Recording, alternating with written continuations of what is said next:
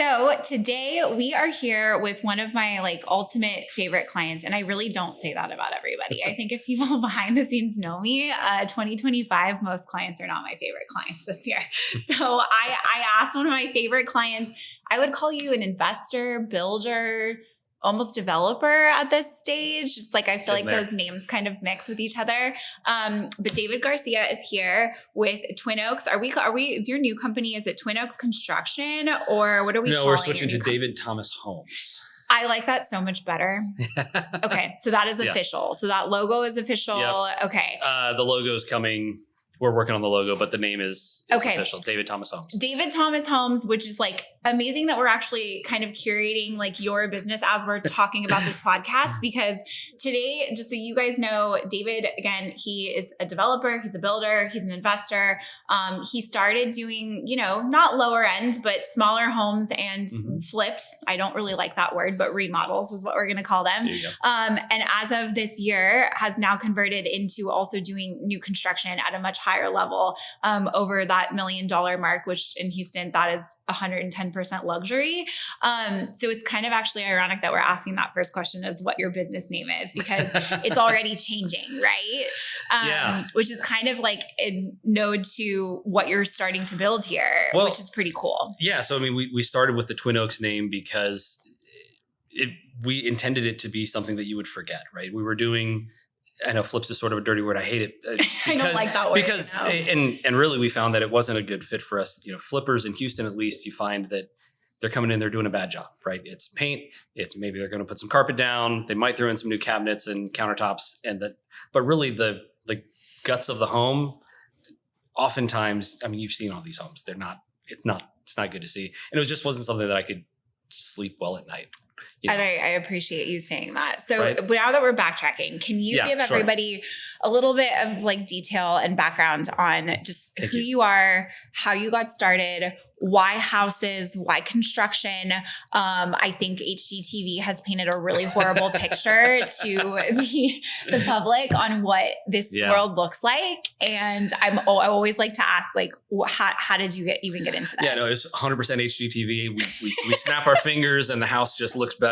No, I really got into it. So my grandpa, I call back to my grandpa. He was a woodworker, and really, between him and my dad, taught me to work with my hands and taught me the really valuable lesson. I feel that you can learn things, right? That you can go in, and even if you don't know something, and this is before YouTube, but you can get in there and you can use your brain and you can learn how things work. And so that really sort of, I think, developed as I was a homeowner. It was I could pay somebody to do cabinets, or I could get the tools and learn how to do it myself. And then that turned into, okay, we can do a bathroom by ourselves. And that turned into, well, why don't we do a whole house? And so this started with your own home, really? Oh yeah. Okay. Yeah.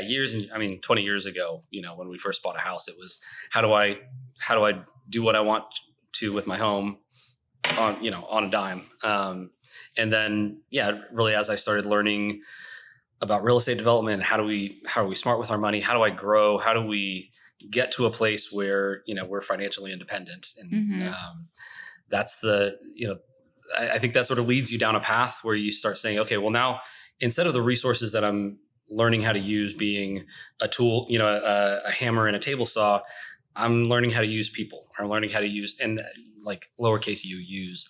I'm learning how to put people together in a way that's mutually beneficial, right? I love that you're saying this, because this has been a theme with every single person so far that I've had on this podcast. In 2025, it has literally been a theme of finding the right people in the right places. Absolutely. And so I can't reiterate that enough. It does not matter if you're a contractor, if you're a developer, if you're on the real estate sales side, it's bringing the right team together. Absolutely. Yeah. We just had a fantastic day yesterday, Alex, and appreciate your time. Getting together, we've got a designer now, and I've got a really fantastic builder. We've got an amazing architect. And then sort of me and Teresa, we've done several flips where Teresa and I are really, my wife, Teresa, we're sort of the linchpin, and every decision, sort of requires us to get in there and figure out what do we need to do? What's the right paint color? What's the tile? What's the direction that we're going to do the tile? All these things. There's a million decisions as you're doing homes like this, and realizing that, we're not that's not benefiting the company, or that doesn't put us in a place where we can grow, where we are the bottleneck, right? And so now we've got a full team around us where I don't need to make all the decisions. I need to approve them, but I don't need to be the one that's thinking through all of those little things. And that sort of structure, that mindset, I think, is something that I've talked to several builders as we've sort of gotten to this stage. I'm shocked at how rare that is. Can I say that I could tell from the beginning, because I think that this year, a lot of what real estate agents have had to decide is what type of people are we going to work with, right? Because as the market gets hard, you really have to think about where you're going to spend your time and your resources, right? Because a lot of people don't understand when we list these homes, we're as agents, if we're good and we have the right responsibility to our clients, we spend money out the door, right? So like we are always immediately spending money on signs, photos, marketing, videos, staging, you name it. Yep, and absolutely. I think we've had to learn that if the client isn't going to listen to what we're recommending, especially in a tough market, what's the point of us taking the risk of even putting our resources into something if they're not going to listen?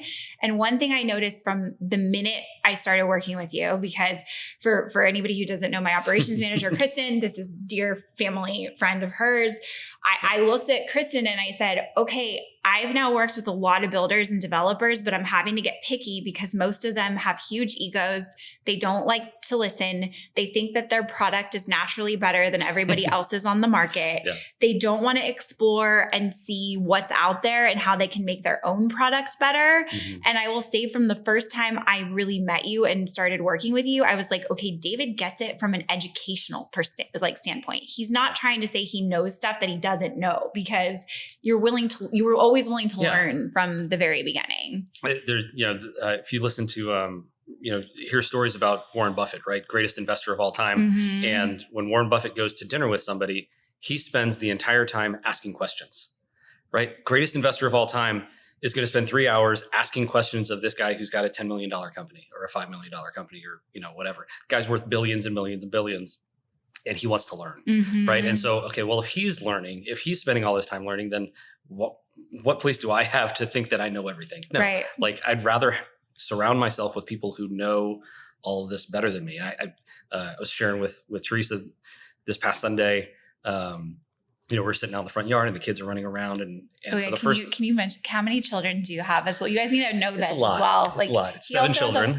7 kids. And he also you're also an engineer and run, a whole bit. You also work as well, so. Not an engineer, just a spreadsheet slinger. But, well, in my mind, you have an engineer brain. So that's, perhaps I've been accused of worse. Yeah. Thank you. So, but you have a lot on your plate. So yes. So go back to what you were saying there. Oh yeah. So I had a really awesome moment this past weekend where we were sitting out and the kids were running around. And for the first time since we started this business, I realized I'm not worried about having to take care of 18 tasks right now because I've got people in the right place now.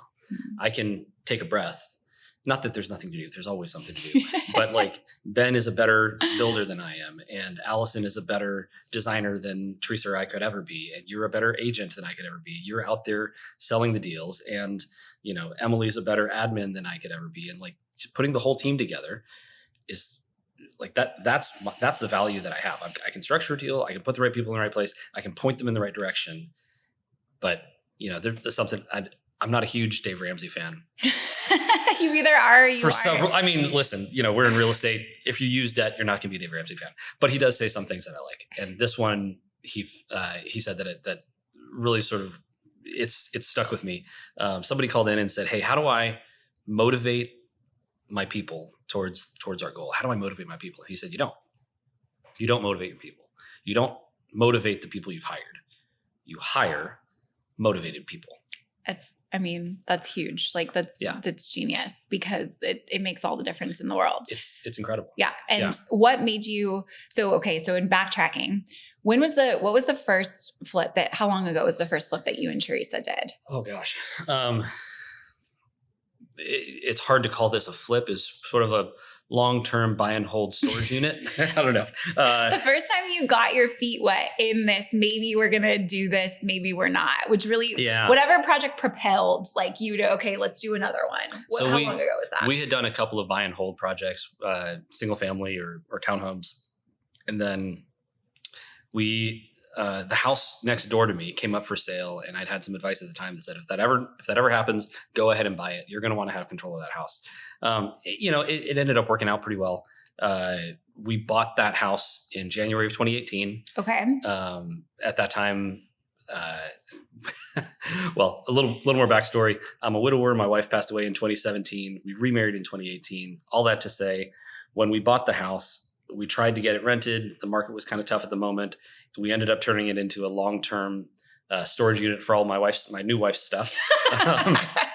So we moved her out of her townhome in the Heights, which rented very well. We put all of this stuff next door. We said, okay, we'll go through it in short order. That did not happen. It took 2 years for us to go through all that stuff. Okay. There's all sorts of like therapy and trauma stuff to go through with that. But got it. But regardless, it sat for a couple of years until COVID hit, and friend of a friend needed a place to stay. We said, okay, this is a really great opportunity for us to finally finish up going through everything. We went through everything, got rid of a bunch of stuff, put a little bit of stuff in storage, got stuff into the attic. Anyway, cleaned it up, got it ready to list, or ready for them to stay there. They stayed in there a handful of months while they needed to. And then at that point, we were pregnant with number 5 or 6. This is 2020. So I guess we had number 5 and we're pregnant with number 6, and we said, okay, we need a bigger house. Did a whole, analysis, figure out what we wanted to do, decided that we were going to stay in our home, but we're going to do a big addition. We wanted to add 800 square feet. Okay. I'm talking fast here. No, you're good. So you were doing both homes kind of simultaneously. So we did a full renovation on the house next door. Used a builder that I like a lot, a good friend of mine, Brandon Richard, with Curbside Construction. And so that was really our first step into like, no, we're doing a real project here. And it was a full gut, all the plumbing, all the systems. We moved walls, added beams, all sorts of stuff. It was our first really full gut project. And how long did that take? It wasn't bad. 9 months? No, okay. No.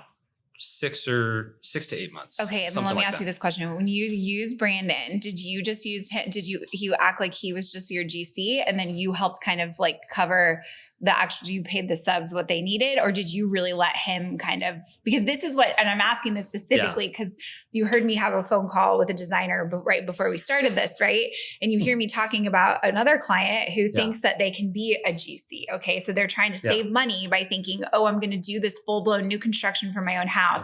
I just need someone that's like the builder who's going to help me with permits and bring me the subs. But I, as the owner, am going to pay the subs and control the project. So what I see is this either goes one of two ways. That person either ends up saying, oh my gosh, I'm actually good at this, and I want to turn this into something that's actually a side hustle. Right. Or I see it go the complete opposite disaster way of this will never work again. And I'm just curious if that was something that. So I'd say there's a lot of miles between those two things. Okay. Between I'm just going to have a GC that's basically bringing me subs that I'm paying directly, and I'm a full blown builder. That we're sort of just on the front end of being able to say, we're true builders. There's between the financing and knowing how to manage your subs and knowing how to, like, what's a reasonable thing to ask of a subcontractor, how to talk their.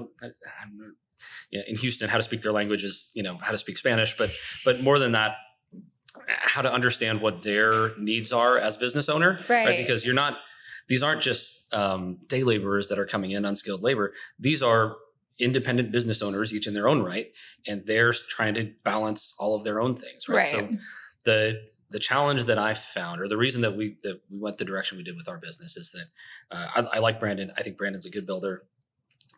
He's running his own business, right? And every GC runs up against this problem, that they are, in order for their business to work, they have to constantly have a funnel of new projects, and they have to be constantly making progress on every project, because the only way their business works is that they're maintaining these relationships with all of their subcontractors, which are their own businesses. Right. And so they need to be able to say, okay, John, you did this job for me, but I've got another job for you next week on that one, another job next week.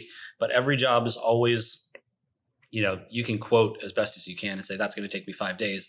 It's going to take you 7. It's going to take you 17. It's going to, or 17. Right. And so in that like additional time, he's juggling, and the number of excuses that come from GCs or from subcontractors. My niece died, my whatever. Like it is amazing, huh? Because I've never heard another industry where a professional is able to throw out so many excuses. Like we don't get to throw out excuses when it's like, oh, sorry, our team just didn't show up for open houses. Like, oh, sorry, I just didn't call you back to go over an offer. That doesn't fly, right? But with GCs, it somehow seems to be this like bubble of all kinds of excuses that we've allowed that industry. Yeah. And it's hard because they are a middleman, but that's what you pay them for, right? Like the value of a GC is that they have filtered through a lot of subcontractors to find ones that work for their business. And, I know we've talked about Erin Stetzer in the past, huge fan of Erin Stetzer. I'm in her course right now. She talks about like leveling up your own business from being, a $500,000 home builder to being $1 million home builder, to being a $5 million home builder, to being a $10 or $20 million home builder. If you want to go that high. You don't have to, but like at each stage, those aren't the same subs. That's not the same sheetrock guy. That's not the same tile guy. That's not the same cabinet guy. Or like you said, what I've seen though, if you see potential in a sub, sometimes you can push them to the next level. But like you said earlier, they have to be motivated and they have to want it, right? That's right. Like you can't teach them that. They have to want to learn those new skills. That's absolutely right. Yeah.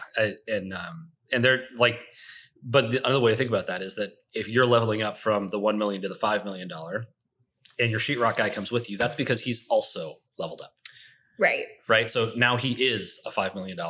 Like now he can do sheetrock on those projects. Right. Whereas he couldn't before. Right. Sure. So when you had Brandon, circling back to when you had him do your house, and like, we're not talking about just him, but just in general, what were the three big things that you saw are your takeaways from using a separate GC for your own home? Because it sounds like that was almost an aha moment after that project was done of, okay, I want to take this to the next level and do this myself. Like, what did you learn from that experience? What did you see him do, not do? And then what propelled you to kind of start moving forward with more stuff? So, Brandon and I have a great relationship. He was really a mentor, and honestly, he was the one that told me throughout these 2 projects. So we had him do the house next door, then we had him do our addition. And for the first project, he was really on site much more often, and he was really in touch with the GCs.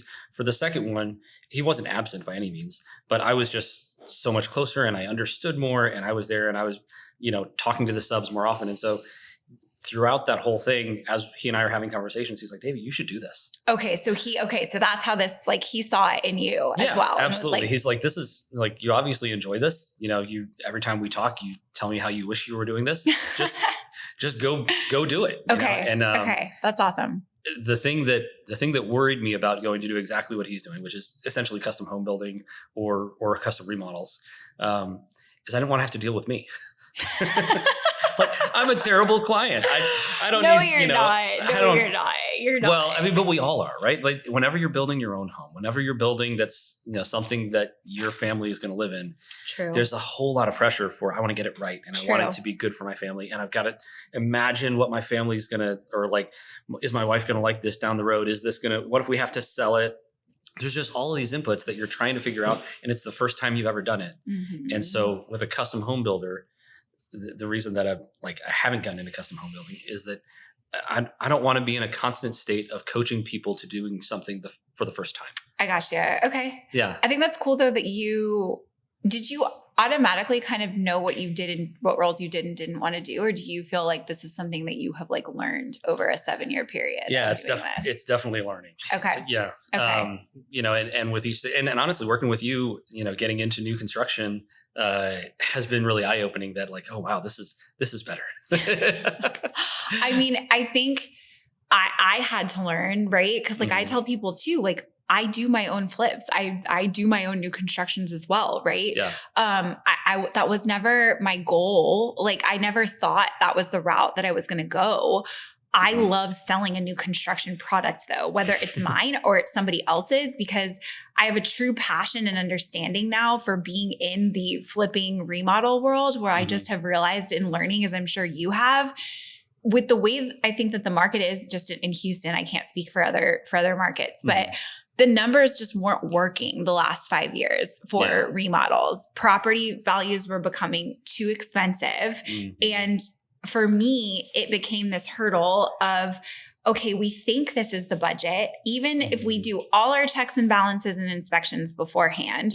But when we closed, there were just too many unknowns that made me feel so uncomfortable with remodels that I got to a point where when I would tell clients like, hey, I have 3 of my own right now, but here's what I've come up against. Here are the things that have been roadblocks for me on my own projects that I don't want you to have to go through, which is, oh, we had a foundation company come out, but whoops, like we didn't really realize that that was really going to be an extra $25K. Whoops, we opened up the walls and what we thought was going to be. Every time. For me, it just became a thing of how can I recommend or even motivate a client to do a remodel when in the back of my mind, I'm so worried about what the hidden budget is really going to be that it came down to me just being like, the numbers just make sense and are easier if we just tear these things down and start over. Like I won't, frankly, I won't look at a remodel now unless I know that I can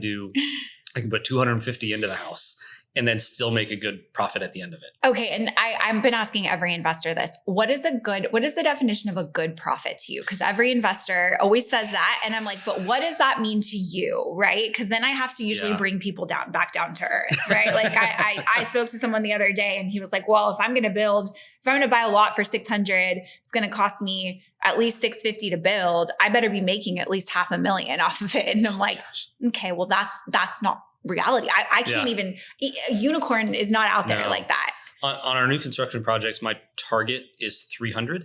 Okay. And I'm assuming that's a percentage though, based off of what? Yeah. I mean, on average. So my sweet spot right now is, buying in the, if we're buying in the 300s, we're building in around 700 and we're selling for about 1.4, 1.5. That feels pretty comfortable to me. Okay. But roughly you're at like an 18% to 25% return if you're really looking at it. Okay. So that's right. My point to the public is when somebody tells me that they want a 50% return, I just tell them you're not in the right industry. Like that's not realistic. Right. So how do we, like, again, you as a builder, but like, you seem to have a good grasp in reality when I'm talking to other people on this. And like, I'm very curious when you speak to other builders because you're so good about asking the right questions and learning.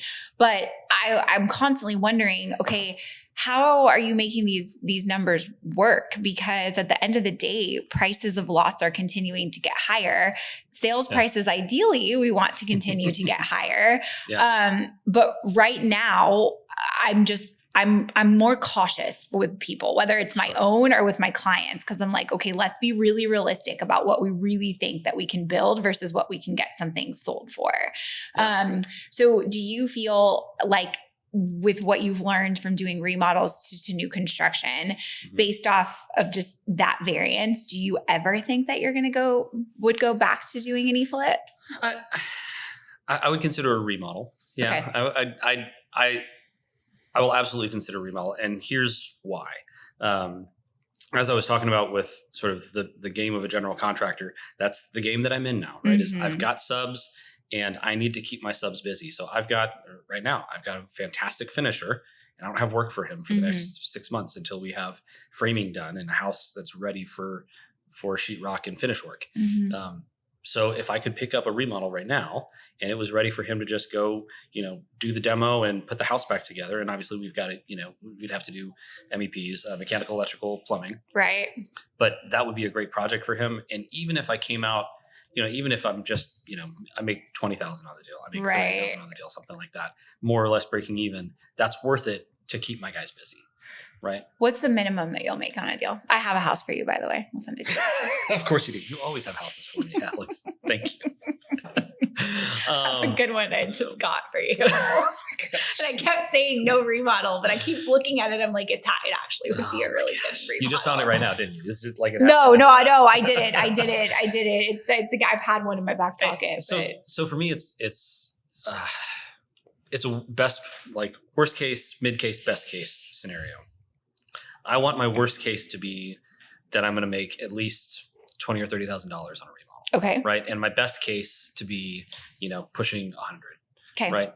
That's kind of the range that I'm looking at. But by worst case, I mean like it sells for less than I think, and I've paid more, like I've spent more on remodels. So both of those have happened. It sells for less, and I've spent more than I thought I should.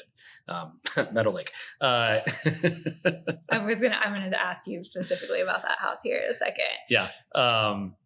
But yeah. So if I can look at both of those and reasonably think, looking at the comps in the neighborhood, like, and not just comps in a quarter mile or comps in a mile, like that specific little pocket, whatever that pocket is. Let's talk about that for a second, okay? Because you run your comps very tight. So like, I do. So just to give everybody an example, when we run comps for a regular just remodel resale situation, the appraiser, so if a buyer's getting a loan, the appraiser can go out 2 miles. Okay. I always tell people, absolutely not. If I'm selling your house, I am not going 2 miles out to look for properties. Sure. Okay.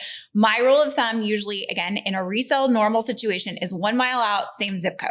If it is a remodel that I am looking at as is value to see what we're going to purchase it for, and then ARV, after repair value, to see what it's going to sell for. Sure. Then I usually do a 1/2 mile radius, same zip code. And depending on the neighborhood, I try to stay within the same subdivision. Sometimes depending, it works and doesn't work. You run your comps even tighter than that. I run them very tight. So I took a course and it's not even available anymore, a guy named Cameron Cathcart, which, if you've ever followed any of the Bigger Pockets stuff, he's a good friend of Brandon Turner. He built a huge flipping and wholesaling business in the St. Louis area, if I'm not mistaken. Okay. Moved out to Hawaii, manages his business remotely. He seems to be doing very, very well. Started a course. In that course, one of the key things that I took away, and there's, any of these courses, you're going to take away a few things that are going to sort of stick with you. The one that really stuck with me is how he runs his comps when he's looking at it. And he tries to be extremely conservative. Okay. And so the schools, all 3 of the schools have to be the same. Okay. Zip code has to be the same. Okay. So basically you're saying, the style of the house has to be the same, right? So I'm not going to look at a really modern house and use that as a comp for a traditional house. Okay. I'm not going to look at a 5-bedroom and use that as a comp for a 4-bedroom. Now with new construction, it's a little bit different because you can say, well, okay, a 5-bedroom sold for this, if I'm going to build a 6-bedroom. A 4-bedroom sold for this, I'm going to build a 5-bedroom. And so you can sort of extrapolate a little bit, but I'm still trying to be very, very tight on school districts. School districts are the big one. And I know in Houston, a lot of people do private school. We do private school. I think that it's school districts, especially in Houston, matter more than anything. So it's hard because I can't legally talk about it, right? But that's a huge part of it. It's massive. Part of this. And people buy a house so that they know that their kids are going to go to the school that they want them to go to. Correct. Right? So when you're looking and you say same schools for comps, meaning elementary, middle, or junior and high school, I've been taught to really only care for ARV purposes. It seems to be elementary, and then it seems to be high school. I don't know why middle gets jumped, or I've been told elementary and junior if they're good, because then the high school is going to have to get better, right? Yeah, and again, I run my comps so tight, like it doesn't matter. Yeah, if you're crossing a major street, so one thing, I don't buy on major streets. Okay. So it's got to be it's got to be sort of in the neighborhood, and then, but yeah, I'm running them so tight that they're going to be the same schools. They're going to be the same all 3. And that just gives me some more confidence. Now, so I'll push the question back to you. How do you, if I'm looking really tight and that's how I get comfort around ARV, how do you look out 9 months or a year or a year and a half and get comfort around ARV? It's a really good question. Right now, it's almost impossible to do, right? So I look at economics and I look at past history, right? So real estate repeats itself. About every 7 years, it repeats itself. Okay. That's not that's not a secret. Like anybody who's been in this industry long enough, we know what goes up must come down.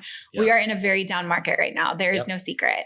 So for me, I look back at times that we were in a similar situation. Okay. Maybe rates weren't the same, but the market was taking, I look on days on market, right? So if I know back in 2015, days on market had been extended to an average of 90 to 100 days, it's gonna then kind of compare, right? Pricing won't, but at least the trends will. Right, so at the end of the day too, and I think I've told you this as well, I can only go off of what really the last 90 days has sold, right? So when somebody says, well, what are your projections for the next 9 months? I say it's the same as what's exactly going on right now. I can't give you any more value than what's happening exactly today.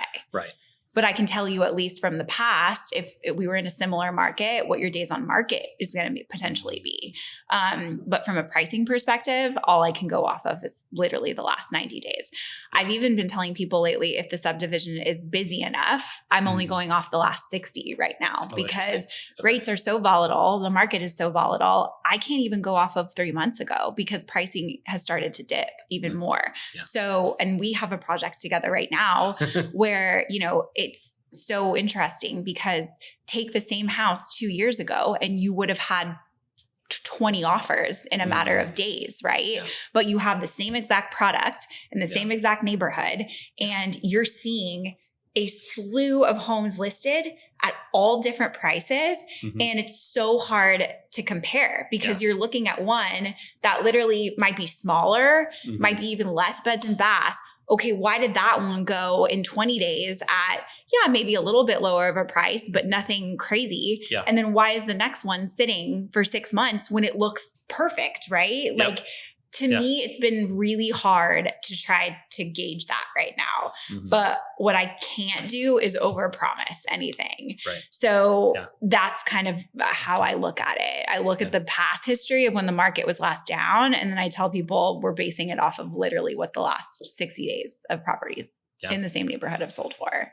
Yeah, I mean, I think that's reasonable. I think that matches up with, again, when I'm running comps, it's, what has actually sold in that little pocket. And you're not, not trying to forecast some kind of appreciation that's going to happen, between now and when you're selling the project. It's just, you're hoping for the same, or you're even sandbagging a bit and saying that, well, even if it sells for a little bit less. Yes. And I'm glad that you say that, right? Because it's always a red flag for me if I have investors who are saying, well, if we're looking at and projecting the future, the market's been so bad for the last 2 years, 2026 has to be better, right? I'm like, I don't know. I mean, I pray it is. Like, would we think that we would hopefully be in an uptick? Yes. But I have no idea what's going to happen tomorrow. And I don't think anybody else does right now either. So I think that's a good model to be able to do that.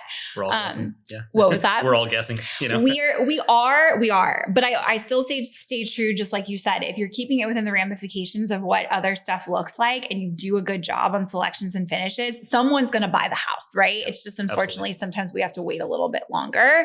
Let me ask you though, because this kind of leads into, we were talking about this before we started, pricing strategy, right? Because you have seen, and again, I was saying this earlier, I work with all different kinds of developers, builders. Everybody has a different style. They have differences of opinions, but where I see people get really stuck when they have done either a remodel or new construction is these builders get so caught up on, well, 2 years ago when we started this project, this is what you told me it could sell for. Okay. What good is that conversation?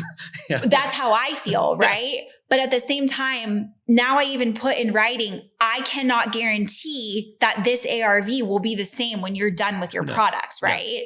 So I guess, and this is good because a lot of agents and brokers do listen to this podcast.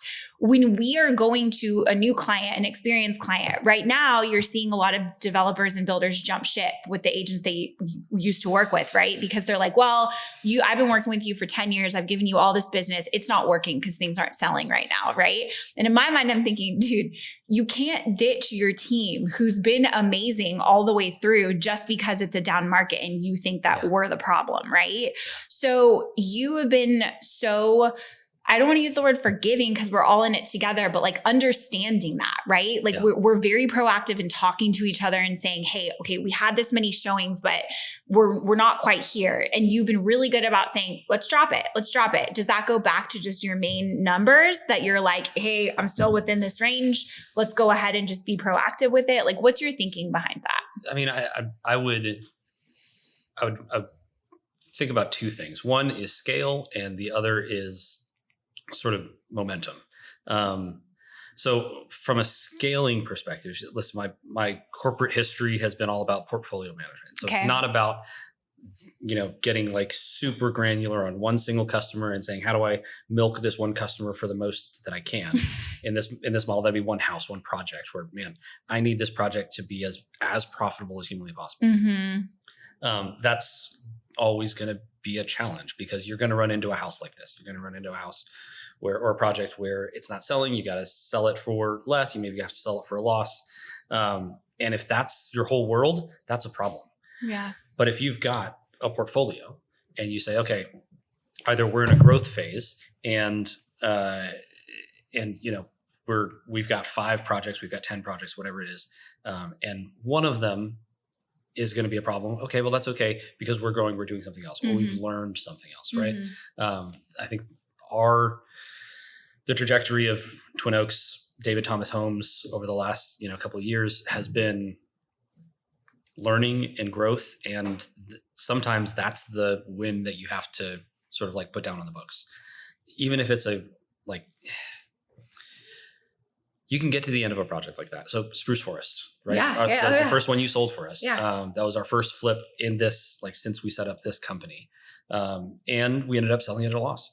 I could either look at that and say, well, it didn't work that first time, we're out. Or I could say, wow, I'm at the end of this project and I know so much more than I did when I started this project. I've built relationships. I've learned, more about my subs. I've identified some subs that I want to keep, and I've identified some subs I need to get rid of. Right. So you can look at yourself at the end of that project and either say, I'm a failure and I'm out, or you can say, I've learned more and I can do better now. Yeah. And if you do that, and one of the things that, all the business podcasts, all the business books, all the business, all the entrepreneurs will tell you is that you've only failed when you stopped, right? Like you have to keep moving forward. Good wisdom, David. You said some good little dingers today. I hope everyone sees these. I like this. I love it. You say, well, I'll say that one more time because it's so true for any entrepreneur. And I think a lot of people are feeling the pinch right now. But you can't stop. You have to keep going. Even, who is it? I watch way too many reels, I'm sure. Matthew McConaughey said the same thing. He tells this great story about how he was switching from being this rom-com actor to wanting to do more dramatic roles like Lincoln Lawyer and things like that. Yeah, and they were so harsh on him at first, right? They really were for 2 years. And he essentially, at the end of, I forget what the rom-com was, but he said, that's it. That's the end. I'm not doing it anymore. And they started approaching him with, other deals. Nope, I'm not doing that. I'm not doing that. 14 or 16 months after he'd sort of laid down this, I'm not doing anymore. He hadn't gotten any jobs, hadn't done any work. And he started thinking, maybe I need to go figure out how to, I don't know, do spreadsheets or something, right? Change careers. And he got this offer that came in and it was for a rom-com. And they said, nope, I'm not doing rom-coms. Well, what if we pay you $8 million? Nope, I'm not doing rom-coms. Well, just read it. Okay, I'll read it. Nope. It's a rom-com. I'm not doing it. What if we pay you, I forget exactly what it was, but what if we pay you $10 million? Nope, still not doing it. What if we pay you $12 million? It's like, maybe I'll read that one more time. And he reads it again. And I think they got up to $14 or $15 million. And he said, no. Do you know what the movie was? No, I don't know. But he never did it. He never did it. And then what? And then what was probably and then got that next Lincoln role. Lawyer came a month or two. And that's one of my favorite movies. Yeah. But he's incredible. It's such a good point, right? Because I'm reading this book Traction right now that another broker who's a very successful broker, she recommended it to me. And it really does talk about setting those boundaries for yourself and your business, right? Yeah. And really when you make a decision for what lane you're staying in and what direction you're going, it makes it so much easier to make decisions, whether that's hiring, firing, financial decisions, you're able to just really lay it out. And when you know exactly what that roadmap looks like, it's really easy to also avoid getting distracted with other stuff too. That isn't really what you want to do. Yeah, absolutely. And so, coming back to the question about what do you do with a bad project, hopefully you've learned enough. And, we've been really lucky in the last really 6-8 months. We've been able to sort of grow to the point that, we have other projects on the books. We've got a great pipeline, and we've got a lot of investors that have sort of come in and helped us out, funding partners, not investors technically, who've come in and helped us sort of put other projects together, so that I can now look at a project like Meadow Lake and say, well, if we're going to lose a little bit, that's fine. The momentum piece is I need to show for myself and for others that we're moving product, that we're that I can get out of a deal, even a bad deal, and move forward to the next one. Right. Because that's just as important in business as getting stuck. winning. That's so true. That's so true. Okay. Well, we got 5 more minutes. So I've got really? quick fire. Yeah. I've got quick fire, juicy questions for you. Sure. Okay. Go for it. I already know the answer to this, but favorite neighborhood in Houston to build in right now? Yeah, I mean, it's Oak Forest, of course. Although I'm looking at Spring Branch. Okay, I'm so glad that you said that, because Spring Branch, I used to be I was into it for a few years, and then I was it's kind of dirt. I'm not really feeling it. And I stayed on my Oak Forest, Garden Oak side, but I'm glad you're saying that, because I've been doing a little bit more listings, just resale listings in Spring Branch. So I've been over there more, and I'm okay, it's back. It's a good opportunity too. So, okay. So you'd say that's second favorite? Yeah. I mean, that's where we're looking next. Okay. I think. Third favorite neighborhood? Gosh, this is going to be an upscale. This would be a level up kind of thing, but I'm curious to start looking at Westview. Okay. I have thoughts about Westview. Okay. There's a lot of building restrictions. There's a lot of guidelines. Those lots are small. But I grew up around there, so I know people. It's phenomenal, right? It's just, okay, I got you. All right, good to know. What is your biggest, because you have worked with a few different agents and brokers, so I always like to ask builders this. What are your biggest pet peeves and your biggest things that you look at when you're hiring an agent to work with? Because agents always ask me, how do I get into working with builders? Responsiveness. That's the biggest. That's the biggest thing for me. So your value to me, not as a person, Alex, but as an agent, your value is your market knowledge and your ability to execute on just the blocking and tackling of selling a home, right? That's listing photos, staging. But then it's also, you're like I said, I'm surrounding myself by people who know more than me. So if you don't know more than me about the market that we're selling in or about the product that we're selling, no, I need somebody better. Okay. Right. I need somebody that knows more than me, has more experience than me. And that's you. That's good. That's good to hear. What would you say for, let's say, a newer agent, or maybe even an experienced agent who's never worked with builders, but they're trying to get into that world? Are there maybe 3 things that you could recommend? Obviously you're taken, but if they need somebody, or they're really trying to get a builder to work with them, is there something that you think that they should know that would really make them stand out besides what you just said? A new agent, because maybe somebody that doesn't know maybe necessarily the neighborhoods as well, or the market, or doesn't have as much experience, but what would you give somebody a chance, if they were newer, that would maybe help them stand out? Gosh, I don't know. I mean, experience for me is really valuable. And if you don't have experience, then go and get it. Partner with someone. So you just hit that on the head, and I'll say this because people, again, I get DMs all the time from agents, and that's why I wanted to have you on, because I was we need some builders on here, because agents all the time. Can I take 10 minutes of your time to ask, how did you start working with builders? For me, the way I started working with builders, I faked it till I maked it. Yep. I went and knocked on the door of a house that I had seen with a buyer. The build was this, and I could tell. I looked up the builder, and I was oh, he's fresh, he's new. These aren't selling. He actually reached out to me and was hey, you've shown this house twice. What are you looking at? I'm well, the first time I was with a buyer, and the second time I came back to look at your crappy finishes, to then call you to stalk you and be why, who are your subs? What are you doing? He's who are you? But so immediately I faked it till I made it, because he's well, now I want to hire you for my next project. And I was crap, I've never done this before. I was literally out here just complaining about your product. And now I'm like, oh shit, I don't even know how to help this guy. So you know who I went to for help? Oscar. So Oscar was the first agent I went to an experienced agent, or, you know, I felt like this, I'd done open houses for this guy, all the things. And I said, hey, I can bring you the builders. Like, I'm really good at schmoozing people to get this done, but I need your knowledge in order to understand, to become knowledgeable about how to source lots, about how to help these guys build. And I piggybacked off of him. And why would an experienced agent who is probably already kind of slowly like on his way out of things anyways, not in a bad way. He just, again, Oscar was always honest about making sure that he was like, hey, I love what I do. But Oscar understood the value of having younger, really motivated agents to do the work for him. Right. Yeah. So at the time, that was me. That's why I was like, I can help, but you can help me, because I'm going to bring you money, but you're going to give me the experience that I don't have. Yeah. And another one of the like pearls of wisdom that's always stuck with me is like, when you're trying to work with somebody who's at another level, who's like at the next level or a couple levels up from you, you want to study them and find a way to bring value first. Yeah. Right. Like don't approach somebody who's at that level and think, oh, they've made it. They owe it to me to give me their time. No. Their time is very, very valuable, but they like, their job is to put a lot of people together and to put people moving in the right direction. So if you can show them, hey, here's the way that I can be of value to you and your organization. Yes. You know, without asking for anything in return, it doesn't have to be huge, but find some way to be of value, then that's your in. I love that. That's been my experience. No, that's great. It's really good to know. Okay, cool. Yeah. Okay, I'm going to put you on the spot. Oh, give me one word or one sentence to describe your building philosophy. That's going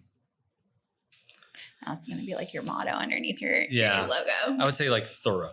Thorough. Okay. Yeah. So when you're building a home, when you're building any structure, stick built, whatever, there are a lot of opportunities to say, that's okay. It's going to be covered up. It's going to be behind the sheetrock. Nobody's going to see that. Nobody's going to notice that.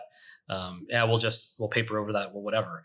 I never want that to be a part of any of our builds. I want to go to sleep at night knowing that we have done everything possible to build a really fantastic home. And that doesn't necessarily mean we have to spend more. Yes, I agree. Quality, right? It just means that you have to to walk around and to hold your subcontractors to a certain standard. And if they're a good subcontractor, listen, things happen on a job site. You hire a new guy, someone's working fast, you think you're going to come back to it. You don't, like, all that stuff happens. But if you're working with somebody that you say, hey, I noticed this, I need you to go back and fix it, and they say, nope, I won't. Well, that's not somebody I can work with. Got it. Okay, cool. Yeah. And then last question. What is your 3-year goals, plans? What does that look like? What is David Thomas, three years Thomas homes from here. I think, in 3 years, I'd like to be doing probably 10 homes a year is the goal. And that can be a combination of, I said I don't want to do custom homes because I don't want to be working with people who are sort of their first time. I still think that's probably where I want to be. It may end up being something we need to do at some point. I think really it depends on the client too. So I think this is exactly where you're going. I do like the idea of working with investors. Okay. In what way? Well, because investors aren't doing it for the first time. Generally, right. Like they're not personally invested in every decision. They're not, I'm going to live in this place, and so I need to feel a certain way about it. They're building a product to sell. Mm-hmm. And that is something that we're really good at. Yeah. So I can work with you and say, okay, let's work together and find and define the product that you want. And then we're going to go build it and execute on it really, really well. And then that's a great deal. I'm actually, we may be doing a deal like that in pretty short order. And when you're ready and you want to build, we'd be open to it. I'm ready. And I mean, there's like, we've already talked. I mean, I already know for the future, we'll be partnering on stuff. So I know a lot of people are probably going to want to look you up. So I'm not saying he doesn't do custom, because I can tell you right now, this guy has a great team. Everyone's a great team. If somebody does want to build, we might be able to do that for you. But I also know too that someone is working on your stuff, but where can people find you, your information? They can obviously find it on my website because I have you on there. Yeah. So we are working on getting our digital stuff set up. It's going to be at davidthomasbuilders.com. Okay. And so when we're there, that's where we're going to be. Okay. Good to know. Very good to know. Okay. Well, thank you so much for being here. Absolutely. I appreciate your time. You're a Thanks busy for having me. man. This has Of been a lot of course. fun. All right. Good. Yeah. I'm so glad.